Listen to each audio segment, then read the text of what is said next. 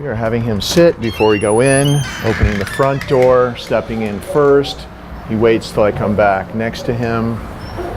Okay, walks through with me like that. We're going to come out as well and show you how we do that. Sit. Open the door. Now we're coming out. Step out. Step back. My phone is ringing. Okay. But I want to finish this first. Make sure he doesn't pull you through. You might even have to stop at the threshold and just tap him a little bit. Sit. Release him to be free. Go. And then you can go back and close the door. And then we're going to show you coming out of the gate how we start the walk. But you may not live in a house like this where there's a yard, but if you have a yard, a house with a front yard, or an apartment or a condo, you still want to handle the front boundary like that. The front door is the most important boundary. The walk starts on the inside before you start, before you even open the door. He sits, he waits, you open the door, he walks through respectfully with you, doesn't pull, and you're probably going to have to reinforce that calm walking through the boundary at first because he's probably used to pulling you through your front door. But you see what we have here now, and that's just from practicing for a few weeks doing it this way. Every day we come through here, and we come through this boundary multiple times a day because he comes in and out. This is one of the yards that he comes in and out of. So every time that we even let him out to be in this yard, we do the front door exercise like that. But now we're going to go and do it at the gate, and you'll see how we bring him onto the street. Doing all these things, having him wait and be calm at boundaries before the walk on the way to the street really enables him to be much calmer when you start your walk out on the street, which makes him be way less reactive when he finally is free on the street and sees other dogs and distractions. Come on, buddy, let's go. Now we're coming out onto the street through the big front gate. We have him sit and wait. You're never restraining him, see the leash is loose. Step out through that boundary. He waits till I come back. See how he popped up? That happens? No. Put him back. Make sure he really waits. He waits. Come back. Okay. He walks through with you without pulling. You can also do a little left circle if you need to close a door or a gate or something like that, but always turn into him. Obviously, always use your body to turn into him like this. See how that works so well, and you just do little taps if he's pulling ahead of you. Here we're going to have him sit at the curb because we're going to start the walk across the street. I always have him sit at every curb this way and practice a little sit stay before we cross the street. It's a boundary. It's a very important boundary. It's a boundary that goes into the street. So he starts here, and you're going to have to kind of go to the side there because I'm going to go that way. Okay.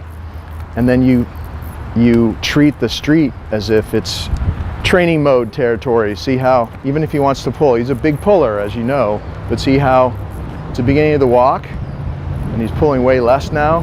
But sometimes, because he's so excited in the beginning of the walk, you have to do some taps and walk slow yourself. So we're over here on the other side of the street. We're going to have him sit. And because we did the front door, the gate, the curb, walked across the street that way, we have a much calmer dog. When we're about to start the walk, he waits until, with my right hand, I pat his chest and say, go, go, pat his chest, and now he gets to start. Usually he wants to pee or sniff or something like that. But if you start the walk like this every time, you'll see that he starts anticipating the fact that he's going to do all these things before he gets to the street. It's much easier to do as time goes on because you've been consistent at doing it my way in your environment. I know you're flying him back to another state from here, so I won't be able to do the lessons at your house, but you just watch the video and do it exactly there as we're doing here, and he'll fall into place. As long as you do my moves, he'll start doing this with you there.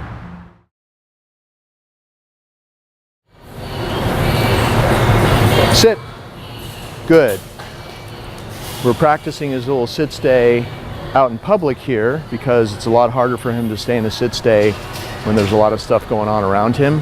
See how I'm just walking around him both ways, and he stays there. And if he does this, you can stand back next to him. See how I have eye contact, straight down, good, reward him. He's literally looking at me in the eyes as I give him the reward. So really avoid that whole hand comes out of the sky, he waits for you to feed him out of this hand, he doesn't pay attention to you. Make sure that you get some eye contact like this. And straight down, good. It just is a much more effective way to reward him and to have, and if he's looking at you in the eyes as you reward him like that, that bond between you will be all that much stronger when you reward him that way.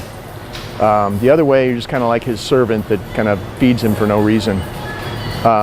And you see he's still in a sit stay, he's waiting for me to either pat his chest and say go, which is a way to release him, or you're going to have him stay on the clock in training mode, you want him to walk with you, you just pat your leg and say okay.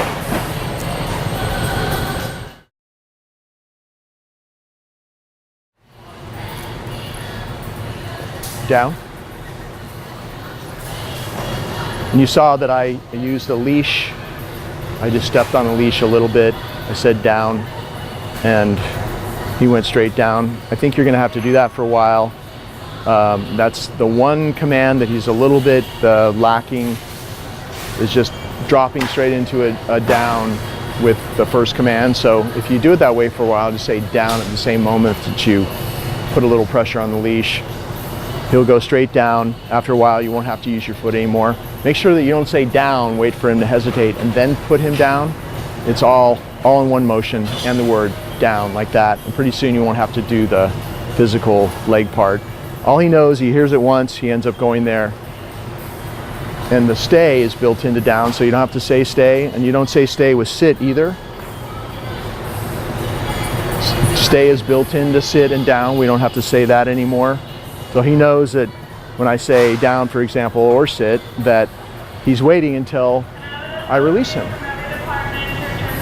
And of course, we're practicing the commands out here with people everywhere and things going on, because there's a lot more distractions out here in real life, and this is to show you that he's got a pretty good, solid downstay. So he's waiting for me to come back next to him, tap my leg and say, okay. He stands up, I have him sit. Make sure that he always, you release him to get up, you have him sit, and then out of a sit stay, see how he's still there? He's being really good with these distractions. You're never holding tight, always keeping a loose leash. So out of a sit stay, pat his chest and say go. And so we release him from a downstay in that way, because if you release him straight out of a downstay, you'll see he pops up and gets all excited. But if you release him up okay and then have him sit, release him to be free from a sit stay, you can control a much calmer release. The calmer he is when you release him, the more calmness of that stay stays in there. And over the days and weeks that follow, it's really about how we're releasing him that changes him 24/7. So you always want to release him in a very calm way. And you'll see, in general, he gets calmer and calmer over time because of the way you release him out of his different positions, sit and down, especially. All right, here we are, and we're going to do a little greeting routine with King, with his owner, sit, and he hasn't seen her since yesterday. So I'm having him sit, see how he's going to be excited and want to go over to somebody, whether this is a stranger or not. He might be excited. He's done a bunch of these greeting routines, so he loves to do it. And now we have a dog there, and we have somebody coming out of that gate. Like, this is a perfect place and time to do this with all these distractions. But he has to stay in a sit stay because we're doing this routine. And so I'm going to send him over. She's going to get down like this and just let him have a treat. I'm going to call him right back to me. Go say hi. He gets the treat. I say come. And we're pretending that this is good, either somebody that he might jump on, which a lot of dogs do when they're excited, when their person comes home from work or whatever, or if it's a stranger, it's a great first impression. When you do this little exercise with him, it signals him that, oh, this person is cool, because we've done it with so many different people. We do it every day he's been here. So the routine is set in there, and he knows anybody he meets in this way is fine, and it just accelerates that process of him getting to know somebody and feeling comfortable with them. So see how he's sitting, he waits for me to pat his chest and say, go, or you can say, go say hi. And then I'm gonna say, come. And he hasn't seen her since yesterday. Good, so he would have he would have probably jumped or something before, but he knows in this routine that there's no jumping. He just doesn't do it. And we've done it this way for so long that he can't, at this point, he probably can't remember any other way. So what I do is, that is any other way to meet somebody initially, either a stranger or somebody that he hasn't seen for a while that he knows. So once he starts getting calm in this routine, I'll throw in a couple other things like a sit stay. It just takes more focus on his part to do this. So it's a great thing to do. He knows he's waiting. This is his job. He waits until I actually do whatever I'm gonna do, go say hi, and then send him over. He knows how it's gonna go. You're orchestrating the whole thing here. That's why he feels safe. He's gonna be way less likely to be nippy with a new person, get overstimulated, because that was his issue, to get overstimulated and super crazy excited and then bite, which he did to somebody. So now if anything, we've built up this long fuse. So at the very least, since he's going back to New York and we won't see him here, but you know, that's where he lives, so we can't do the delivery and practice there. We practiced here multiple times before he flies back today. But at the very least, you'll see a long fuse. Like, it'll take him a lot longer to get to the point where he starts to freak out and might act inappropriately. But hopefully all these things will be continued and he'll just get better and better. Come! And you get to practice your recall. Good, never repeat it. He didn't want to come to me and come away from her. Sit. But all I did was back away, tap, tap, tap as I back away. He ended up running to me. He saw my target, he got paid. Why wouldn't he come every time? Plus, he's just gonna get to go right over to her again, and he knows how this works. And he's kind of a lazy dog. So, no? Okay. So this is gonna be the last time. See if he breaks out of a sit stay or a down stay. You reset him. Don't say the command again. You already said it once. The first time should hold for, even if it's several minutes. Look over there, pan over there. Dog, see that person with the dog? It might look farther away on the camera, but also I wanted to point out there's a dog right there that was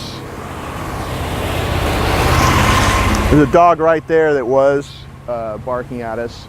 So he's become a lot less reactive to other dogs, which was another issue, because he has focus now. He has a system. When you implement the system, like the greeting routine or doing sit stays, down stays, or come in those situations, he's way more likely to do the system with you than to go off the rails and just act like a nut like he did before and pull and all that other kind of stuff. So one last time, go say hi. We also have somebody with a hose there. One last time, come. And we're going to, good boy, we're gonna go walk over to this dog.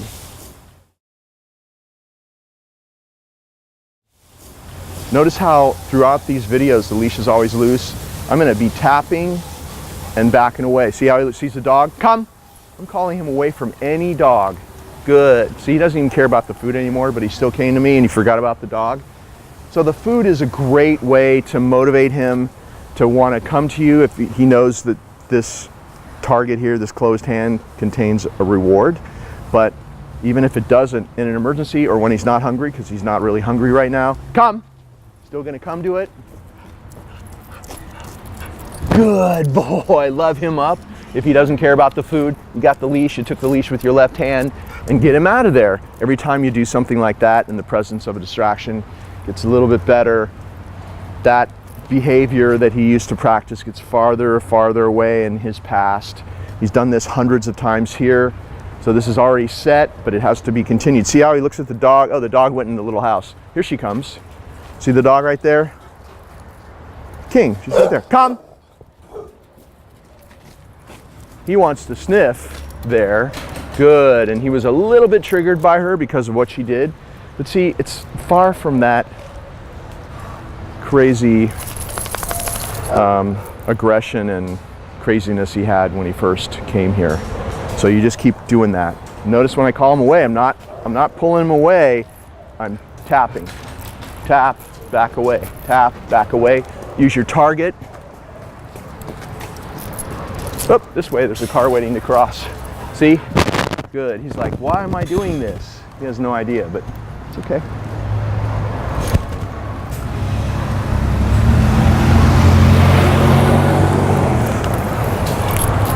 So that's your greeting routine and more tips on calling him away from distractions. Maybe stay there so that you're in the shot, like right there, but not, yeah, okay.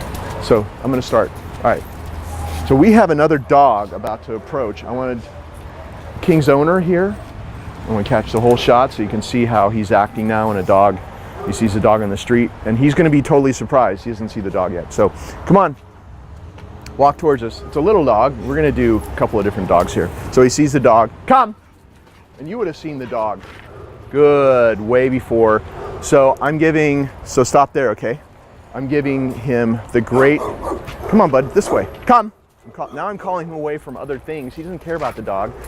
And we're giving him, come here buddy, he's smelling stuff. Come, this way bud. Good boy, he's really interested in the smells in this ground here and not so interested in the little dog. Can you see that dog? So why don't you make him move a little, like walk back and forth. Come. And he would be more likely to be protective. No, back and forth, that way. Come. Come here bud, there you go. Because his owner's here and he's been protective of her. Now he's walking away, the dog's walking away. Come on buddy. Tell him to come, make sure he does come back to you. He gets the reward, see? So also notice the way I'm handling the leash. It's always a series of just signals. It's never like this. If you do this and you choke up, you'll trigger aggression. So it's tap, tap, back away. Even when he doesn't want to come to me, show me. You have to show me. You have to back away and tap, and it keeps the leash loose. See, all through this whole thing here, this whole little film clip here, it's tapping, moving back. See that? Very interested in smells here. There's somebody, show that person right there. You show him working there, right? You got that? And then go back to me. All right, just want to show you everything that's going on. So why don't you go get a big dog now? Go get a big dog. One more dog. Whoever you can bring, okay? I think he smells cats. Oh, another dog. This is a big dog now, and this is an animated dog. See how he's interested? Come! That's all you gotta do. Hey bud, and you know, on a city street, like he's really interested in that dog. But this is all I did. And then, come on bud, show me. Just get him out of there, come on. And I wanna point out to you that I'm doing this on purpose in this situation because he's not motivated by food. I don't have any kind of high value rewards. So when you take him out on your walks, make sure that he's hungry, especially at first. Come, see how interested he is, but he's not pulling. And if I do call him just by tap, tap, he won't take food because he doesn't care. Tapping, backing away, gets him to come away from the distractions. We'll do it some more. You can see how I'm doing it. Come.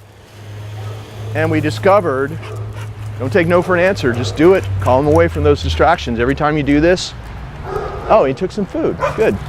Every time you do this, now the dog is barking, which might trigger him more. Every time you do this, he gets a little bit better. His little issue starts to go away a little bit more. Come. See, watch us keep doing this. Good. For some reason, he decided he was hungry again, which means he's more relaxed. See how the leash has always been loose? And we got that dog barking at us now too in the fence, in the yard. Come. And we just discovered why. Good, he was so interested in this dirt area because there is a cat feeding station, and that's where all the cats hang out. And so that's why he was so overstimulated here, which for our purposes is better. to show you how he is. Come. See how that dog's really wants to come over here? Good. And see as I continue this, how he gets calmer, less interested in that dog. Now he's more back into the smelling of the cats again. Come. One last time. So that's what you're going to be doing. If you have a distraction, another dog or something, like maybe the dog is in a yard and is not going to come closer, you do this. I probably just called him to me 6 or 8 times, and you see how every time you call him away, it gets less and less intense. The leash is always loose. If you have a distraction like that you can work with, or as the dog's walking past you as it walks away, try to get a few more repetitions in and see how he's just not really interested. We also have that dog right there, 30 feet away or so, barking at us at the fence line. We got the cat smells. We have his owner right here, which he'd be way more likely to be protective of. And you see how it works. And then, but mostly on streets, you want to call him away and then get him out of there. And let's say the dog is on the sidewalks here. You can always use a car as a physical block, and then the dog goes past, and then you get a few more calling him away as the dog moves away from you. Good, which helps as well. Okay, let's go find something else to do.